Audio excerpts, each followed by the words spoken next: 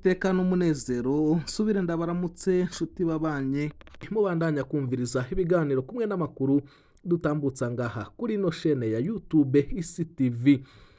Umushikiranganje Claude Nzobaneza bene wa Kenya baraye ijoro rya mbere mwibohero rikuru rya Mpimba. Izo ni impfunyapfunyo zatugiye kugaruka ko n'ibindi turaberambura muri aya makuru. Nimuje kure, umwe wese ategerezwa gufyonda sabone kugira amakuru dushize ko hace abona notification ko dushize ko bishasha. Isaha 10:30 z'umugoroba niho bano banyororo binjizwa mwibohero rikuru rya Mpimba inyuma y'indwi zitari nke mu busho bw'iperereza i Bujumbura. Claude Nzobaneza yinjiye muri leta ya Perezida Ndayishimiye muri Myandagaro iheze igenekerezo rya 5 Myandagaro 2025 nk'umushikiranganje hajejwe inyubako, uburaro no kunguruza abantu n'ibintu. Amabanga ntiyamwereye kuko inyuma y'amezi 5 gusa yaciye habogozwa mu mpera za 2026. Kuwa 9 Ntwarante 2026 Claude Nzobaneza yarahagaritswe n'iperereza.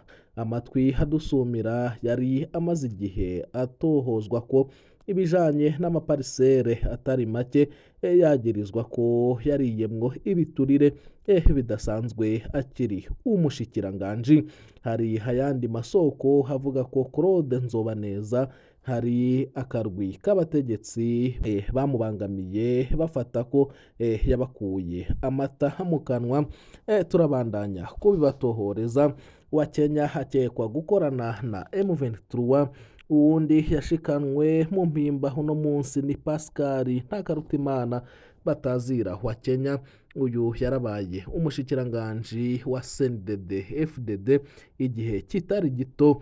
Yafatwa nk'igihangange gikomeye mu barwizatunga begereye ubutegetsi. Mu myaka y'intwaro ya Perezida Nkurunziza wa Kenya yaravuzwe mu makuru menshi y'amanyanga mu by'ubutunzi yoba yakorana n'abahambaye. Yari azwi nk'intakorwa ko mu gihe kitari gito iperereza seneri ryaramukotera n'ibibanza byo gukoreramwo. Haraciye iminsi Pascal Ntakarutimana batazira wa Kenya ahagaritswe n'iperereza akekwa gukorana n'umuhari M23 kubera uruganda rwo guhingura inzoga yoba yaheruka gushiramwo umutahe muri Repubulika Iharanira Intwaro Rusangi ya Kongo.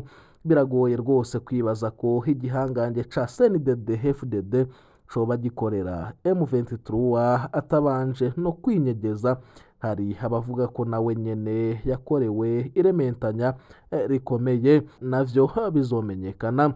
Uretse General Bunyoni yagirijwe kugerageza gutembagaza ubutegetsi bwa Perezida Ndayishimiye, Claude Nzobaneza habaye uwa mbere mu bashikiranganje ba Evariste Ndayishimiye yinjijwe ibohero. Ni nawe mutegetsi wa mbere ho hejuru hafungiwe ibijanye no kurya ibiturire kuva intwaro ya CNDD FDD ifashe ubutegetsi muri 2005. Amakuru yacu tuyabandanyirize kuri iyi nkuru ivuga ko hari umunyagihugu atabarizwa inyuma yo gupfungwa n'umupolisi ku karenganyo. Umunyagihugu hatabarizwa hitwa Ndayitambiye Steve yafashwe ejo haheze kwigenekerezo rya 6 Ndamukiza 2026 kuri sitasiyo iri ku Musaga Prestige Musaga. Yapfunzwe n'umupolisi Liyetona Higiraneza Egide basanzwe ari icegera c'urongoye poste de police Musaga. Intandaro y'ifungwa rya Steve nk'igihe c'isaha 5 kuri iyo sitasiyo Prestige bariko baratanga igitoro. Bisigura ko hari hatonze imodoka nyinshi, aho imodoka yose yategerezwa guhabwa amaritiro hatarenga 30. Niho hashika imodoka yo mu bwoko bwa Vox ifise imparati 44 ubusa 7 EA. Iyo modoka yarimwo Lieutenant de Police Higiraneza Egide yaciye akora amanyanga n'abatanga igitoro pompiste kugira wewe bamuhe amaritiro 60, biciye bitangura gutera imyidogo mu bandi bari batonze. Umwe mu bari ngaho hari we Ndayitambiye Steve yaciye agerageza gufata ifoto y'iyo modoka, niho wa mupolisi Higiraneza yamubona aca aramusimbira ko kugira hamwake telefone. Steve yanse kumuha iyo telefone. Umupolisi abajije Steve impamvu yamufotoye n'imodoka, yamwishuye ati wewe uriko urakora amanyanga, uriko uratwara igitoro cari kigenewe abandi batonze, kandi Sopebu yarasavye ko abanyagihugu twocunga amanyanga nk'ayo. Wa mupolisi yaciye hatangura kwaka Steve iyo telefone ku nguvu, baca barayirwanira. Umupolisi aca amukubita umugere ijido, wa munyagihugu aca arwa hasi na ya telefone. Wa mupolisi yaciye hatora iyo telefone aca ava ngaho hiruka yerekeza ku kirindiro k'umusaga hamwe asanzwe akorera. Inyuma y'akanya gato uwo mupolisi Higiraneza yaciye hagaruka hamwe kuri sitasiyo hari kumwe n'abapolisi 4, baca bagenda batwaye wa munyagihugu Ndayitambiye Steve kumufunga. Ubona ko na telefone yiwe basanze irimwo kode, bikabananira kuyikuramwo kugira bafute ya foto. Abanyagihugu bashikiriza ko bababajwe cane n'iryo fungwa rya Steve. Ubona ko n'uwo mupolisi hategerezwa kuja gutera akajagari kuri iyo sitasiyo, kuko ata mupolisi yemerewe kwanywera ibitoro bivanye nuko abapolisi basanzwe bafise sitasiyo zabo bagenewe, kandi iyo Prestige Musaga itarimwo. Gushika ubu uwo munyagihugu hapfungiwe mu gasho ka zone Musaga, aho hagiye kurara ijoro rya mbere. Abanyagihugu baramutabariza mu kuvuga ko atacotuma apfungwa kuri bo. Steve nta kosa yakoze, kuko nishirahamwe Sopebu rijejwe ibitoro riheruka gushira hanze itangazo risaba abanyagihugu kuri kanura, bakerekana aho hose hazoba hariko hatangwa ibitoro mu buryo bw'amanyanga, kugira babishikirize Sopebu. Mu ncamake abanyagihugu barasaba ko Ndayitambiye Steve yorekurwa, kuko hariko hararenganwa ku gikenye ca Lieutenant de Police Higiraneza Egide. Nayo mu yandi makuru, amagorwa y'abanyagihugu mu byankenerwa, nta mparati, nta mpusha z'ingendeshwa. Kubera iki abapolisi bubahuka kwiruka ku banyagihugu mu gihe bazi ahahagaze ingorane? Abanyagihugu bafise ingendeshwa amapikipiki n'imodoka bari mu magorwa hadasanzwe, bivanye nuko muri OBR hatagira imparati nshasha zishirwa kuri zo ngendeshwa, eka bikunyurwa nuko atampusha nshasha z'ingendeshwa permis de conduire ziriko ziratangwa. Hibonekeza ubukene bwazo. Abanyagihugu baguze ingendeshwa nshasha bahura n'ibibazo byinshi mw'ibarabara, kuko baraja kurihira izo mparati ntihagire n'udupapuro dusanzwe bahabwa tubaha uruhusha rwo kuba baratembera, ariko ntibigera boroherwa, kuko abapolisi nabo baca batangura kubiruka ko.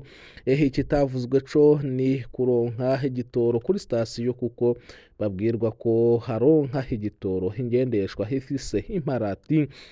Udafise imparati ntushobora kwinjira muri application ya Gitoro Passe.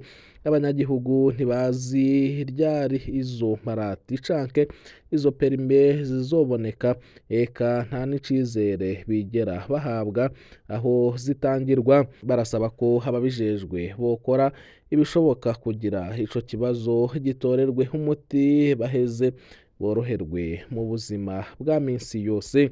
Amakuru yacu tuyapfundikire kuri iyi nkuru ivuga ko akajagari mu ndero, amanota ntiyatanzwe kubera abakutsa kivi batarishwe amafaranga yabo. Bigenda gute ngo umukutsa kivi ntarihwe udufaranga twiwe mu gihe yama yitanga buri munsi? Muri komine Mugere havugwa ivyo twokwita akajagari kadasanzwe mu gisata c'indero biturutse kubigisha b'abakutsa kivi batigeze barihwa amafaranga yabo. Tubanze twibutse ko iyo komine irongowe na Ntunzwenimana Salvatore, nk'uko bavyigana kuva mu gice ca mbere c'ishure, abo bigisha ntibigeze barihwa amafaranga yabo yitirirwa agasabuni. Barabandanije kwishuza ariko bakabwirwa ko bari mu guhabwa utwo dufaranga. Ivyo bagumye bavyihanganira, barabandanya gutanga ivyirwa.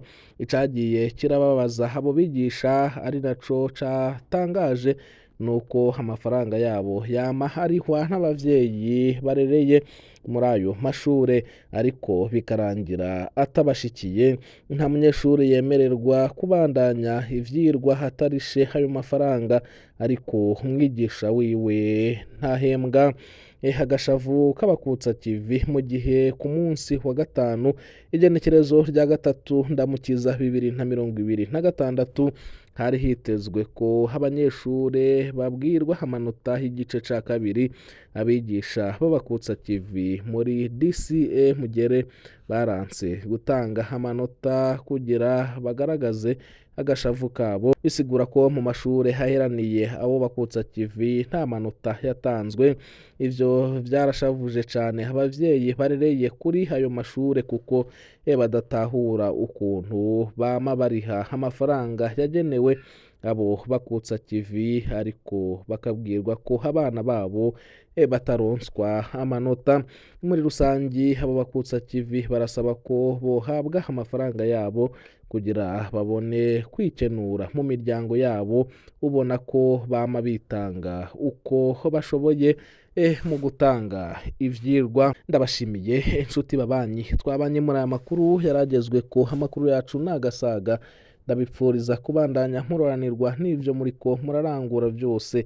Imana ihezagire umwe wese wafyonze sabone nawe utarafyonda ko akaniko karyo uronse kugira ufyonde ko igihe dushize ko amakuru uce ubona notification ikumenyesha ko dushize ko bishasha.